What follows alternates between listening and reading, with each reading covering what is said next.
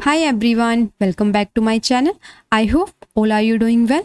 तो कल हमने रिएक्ट की फर्स्ट वीडियो बनाई थी जिसमें हमने क्या किया था, what is React, why we use React and installation की थी, जिसमें हमने एक प्रोजेक्ट क्रिएट किया था प्रैक्टिस नाम का। तो हमने देखा था कि उसमें हमने प्रोजेक्ट तो क्रिएट किया बट उसमें कुछ file and folder auto generate हुए हैं। ठीक है, ऑटो जनरेट हुए हैं तो उसमें हमने कहाँ पे अपने कंपोनेंट को रखना है, जो हम अपना कोड लिखेंगे वो कहाँ पे लिखेंगे, जो फाइल और फोल्डर ऑटो जनरेट हुए उनका क्या रोल है हमारी वेब एप्लीकेशन में। तो आज हम उसके बारे में डिटेल में डिस्कस करेंगे। ठीक है, लेट्स स्टार्ट। कल हमने प्रैक्टिस नाम का एक प्रोजेक्ट क्रिएट किया था। ठीक है, उसके अंदर हम देख रहे हैं कि बहुत सारे फोल्डर और कुछ फाइल्स हैं जो ऑटो जनरेट हुए हैं।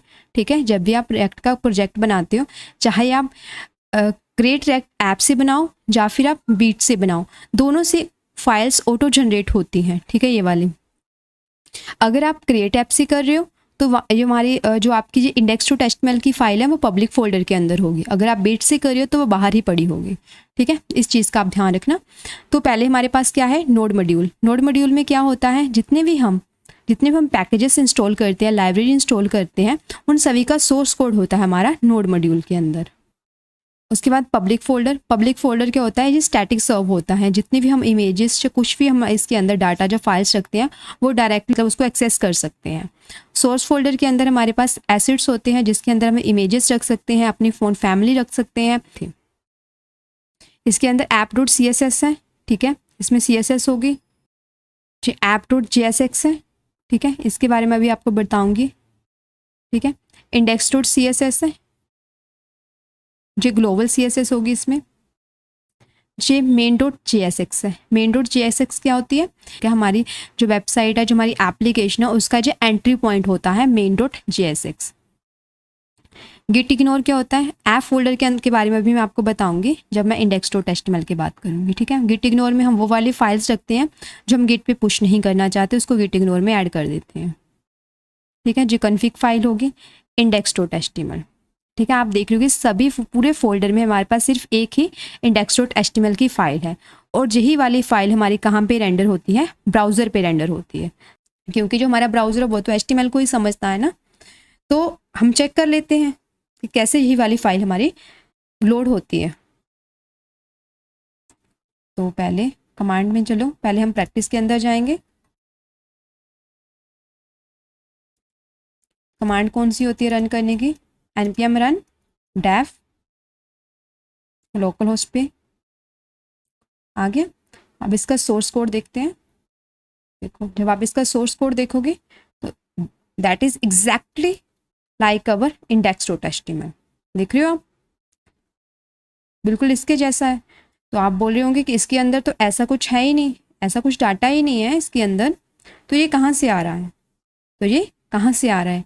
तो अब हम देखेंगे कि ये काम कैसे करता है हमारा रेक्ट फाइल्स में। ठीक है, तो इसके अंदर देखो एक सिर्फ आईडी है रूट नाम की। ठीक है, और क्या है, main.jsx है। ठीक है, main.jsx है। तो हम अब main.jsx में जाएंगे, क्योंकि main.jsx तो है ना इसके अंदर, उसके अंदर के देखो जी हमारा एंट्री पॉइंट होता है। ठीक है, JS का एंट्री पॉइंट होता है जो हमारा रिएक्ट JS का जो हमारा एंट्री पॉइंट होता है main.js वाली फाइल। ठीक है, तो इसमें क्या करा हमने, हमने एक रूट बनाया है जिसमें हमने आईडी रूट जो हमने कहाँ पे दी थी, index.html में। जो हमारी आईडी कहाँ पे है, रूट आईडी कहाँ पे है, index.html में है। उसने बोला कि एक रूट क्रिएट करो document.getElementYID इस आईडी पे, जिसमें हमने रेंडर करना है ऐप। ये ऐप क्या है, एक कंपोनेंट है। ऐप क्या है, एक कंपोनेंट है जो हमने main.js में इंपोर्ट करा हुआ है। देखो यहाँ पे इंपोर्ट करा हुआ है ना, इसको यहाँ पे हमने इंपोर्ट करा हुआ है। तो ये है कहाँ पे, app.jsx है कहाँ पे, हमारा सोर्स के अंदर। देखो सोर्स के अंदर app.jsx है। वो कोड सारा कहाँ से आ रहा है, यहाँ से आ रहा है। वो जो हमें ब्राउज़र पे कोड दिख रहा है वो कहाँ से आ रहा है, वाला जो ब्राउज़र पे कोड हमें शो हो रहा है वो कहाँ से आ रहा है, app.jsx से आ रहा है। कैसे आ रहा है, app.jsx में हमने अपना कोड लिखा, तो कोड को हमने, देखो कोड को हमने कहाँ पे रखा, उस कंपोनेंट को हमने इंपोर्ट किया main.jsx में। main.jsx ने क्या करा, उसको रेंडर कर दिया इस आईडी पे इस आईडी पे रेंडर करने के बाद उसने क्या करा, उस सारे को इस वाली फाइल में इंजेक्ट कर दिया। इस वाली फाइल बोलो या फिर इस जो आईडी है, ये रूट आईडी है, इस पे इंजेक्ट कर दिया रिएक्ट ने उसको। ठीक है, कैसे करा, पहले app.jsx है, उसको हमने क्या करा, main.js में इंपोर्ट करा और उस कंपोनेंट को हमने कहाँ रेंडर कर दिया, इस आईडी पे रेंडर कर दिया। फिर रूट आईडी पे हमने उसको रेंडर कर दिया। फिर रिएक्ट ने क्या करा, क्योंकि हमने उसका रूट बनाया है ना, तो उसने क्या करा, रिएक्ट ने क्या करा, उसको सारे को इस आईडी पे इंजेक्ट कर दिया index.html फाइल में। ऐसे हमारा रिएक्ट काम करता है। तो इन तीनों फाइल की हेल्प से हम अपने कोड को रेंडर कराते हैं ब्राउज़र पे। ठीक है, चलो चेक करते हैं सच्ची में ऐसा है। ये वाला कोड अभी तो जहाँ शो हो रहा है, मैं इस कोड को रिमूव कर देती हूँ। मैंने इस कोड को रिमूव कर दिया, कुछ नहीं शो हो रहा वहाँ पे। अब मैंने क्या करा, हेडिंग टैग लगा दिया to app.jsx। Welcome to app.jsx आ गया। ठीक है, आई होप आप लोगों को समझ आया। आपने एक चीज़ याद रखनी है, जितने भी हम कंपोनेंट बनाते हैं वो सोर्स फोल्डर के अंदर ही बनाने हैं। ठीक है, सोर्स फोल्डर के अंदर हम कंपोनेंट बनाएंगे, उस सभी को यहाँ पे हम इंपोर्ट करेंगे। जितने भी कंपोनेंट बनाएंगे उसको हम app.jsx के अंदर इंपोर्ट करेंगे, क्योंकि हमारा जो यही वाला है जो app.jsx है वही मेन में रेंडर हो रहा है रूट आईडी में। ठीक है, वही वाला हमारा ऐप है वो रेंडर हो रहा है हमारा रूट आईडी पे, जो हमें ब्राउज़र पे दिख रहा है। ठीक है, कल हम करेंगे कि हम कंपोनेंट कैसे बनाते हैं, इंपोर्ट और एक्सपोर्ट कैसे करते हैं। ठीक है, आई होप आप लोगों को ये चीज़ सोर्स फाइल और index.html फाइल का कॉन्सेप्ट समझ आया। ठीक है, इसके बाद है हमारी पैकेज लॉक जेसन है।